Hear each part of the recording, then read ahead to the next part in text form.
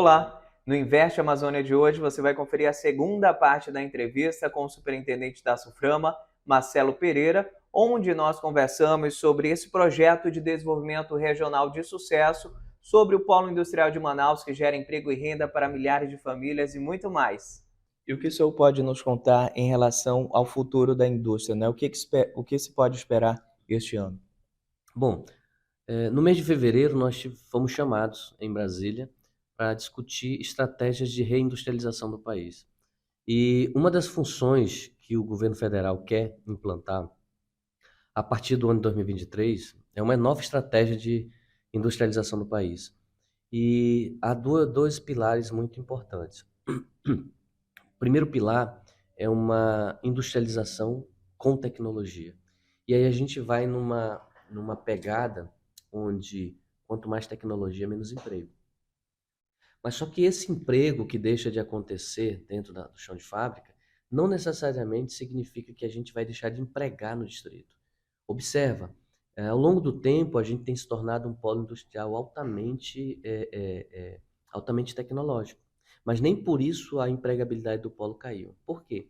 Porque a cada ano a gente vem atraindo novas empresas. Muitas empresas estão chegando. Ano passado, por exemplo, dos 215 projetos industriais aprovados, quase 100 projetos são projetos de implantação. O que é um projeto de implantação? É um projeto de empresas novas que estão chegando na Zona Franca de Manaus.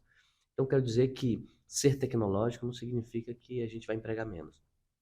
E o outro lado, e a outra vertente, o outro pilar da nova industrialização é uma industrialização sustentável, uma industrialização verde. E a Zona Franca de Manaus ela é conhecida como um conglomerado de indústrias sem chaminés. Se você for em qualquer lugar do mundo, nas indústrias que operam transformando insumos em produtos, você vai ver uma chaminé soltando fumaça.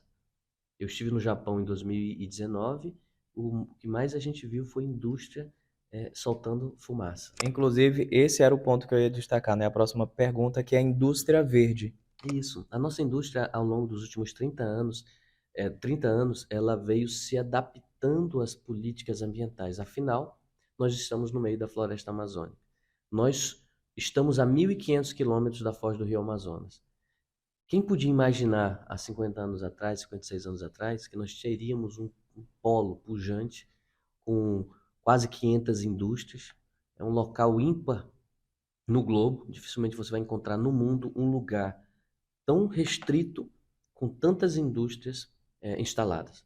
Nós somos certamente um dos grandes polos industriais do mundo, no meio da floresta amazônica. Isso é um diferencial. A marca Amazônia, ela está no produto das indústrias que produzem na Zona Franca de Manaus. O selo Amazônia é um grande desafio dos produtos da Zona Franca. Então, ser tecnológico e ser sustentável é o desafio das indústrias. Ou seja, aquela indústria que precisa vir, que pretende vir para Manaus, ela tem que primeiramente pensar que ela vem para a Amazônia e aqui ela precisa ser sustentável.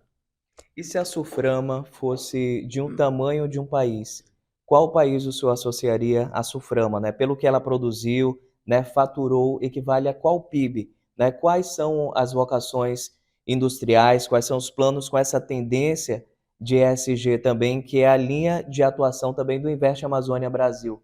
Bom, a Zona Franca de Manaus ela é ímpar em relação aos empreendimentos globais.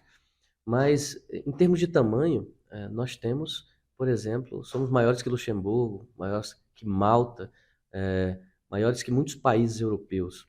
Em termos de PIB, nós estaríamos entre os 10 mais, 20 mais PIBs do mundo, né? Então, sozinho a Zona Franca de Manaus, as indústrias aqui instaladas, elas performam muito bem.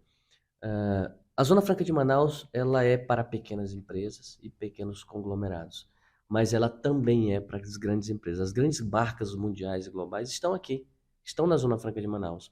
Então, nós atraímos parceiros. Por exemplo, quando você pensa em marcas globais como a Samsung, como a LG, você vai pensar na TCLs. Ou seja, o mercado concorrencial vem para cá. Então, você vai ter diversas marcas que produzem TV, telefones, modems de comunicação, microprocessadores, elas estão vindo para Manaus porque o seu concorrente está aqui, ou seja, o concorrente que atrai concorrente. Você tem uma ideia, em 2016, a Philips anunciou a saída.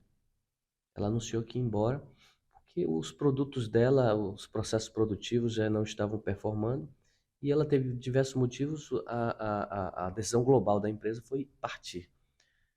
7 anos depois, a Philips anuncia a chegada dela como a subsidiária dela. Ela volta para Manaus para fazer luminária LED aqui na Zona Franca de Manaus com uma das suas subsidiárias, né? E vai produzir marca Philips novamente.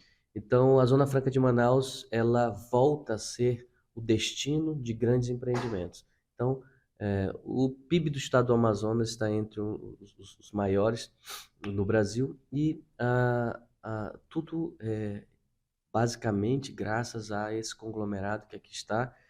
E o mais importante, lá em 1967, quando a gente pensou a Zona Franca, fala a gente, são os amazônicos, pensava em gerar dinâmica social e econômica. Essa dinâmica social e econômica passa a acontecer, ela está acontecendo, ela é uma realidade. Logo, o resultado, o objetivo da Zona Franca teve seu êxito. A Suframa, ela faz busca de novos negócios? Como é que o senhor vê esse quesito?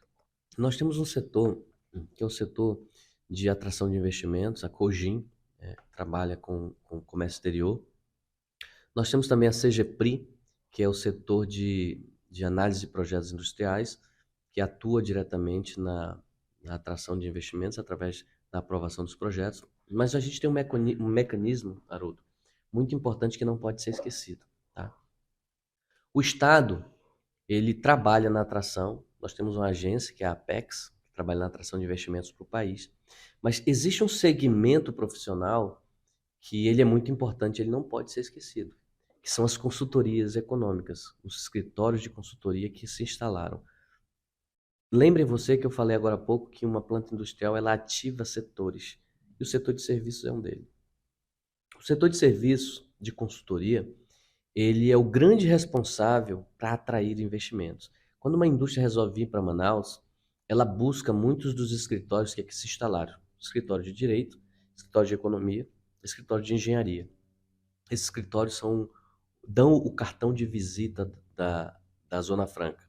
Muitos desses escritórios de consultoria trazem os investidores até aqui, a Zona Franca de Manaus, para conhecer o modelo, conhecer o superintendente, conhecer as equipes e pegar orientações técnicas para implantar seus empreendimentos.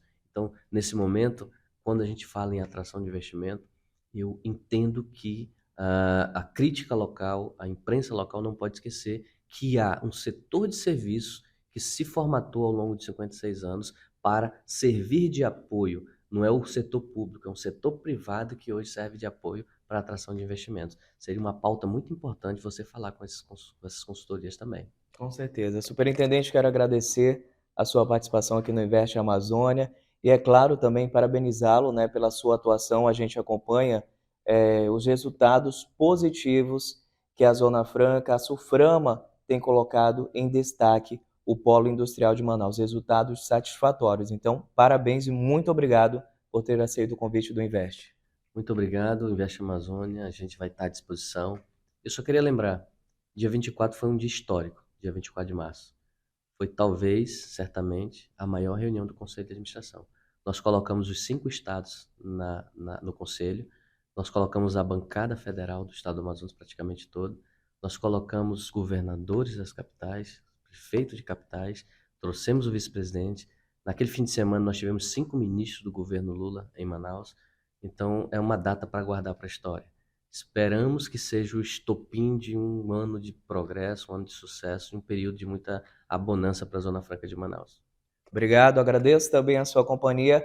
Lembrando que você pode acompanhar essas matérias também no investeamazônia.com.br e no YouTube Investe Amazônia Brasil. Até já!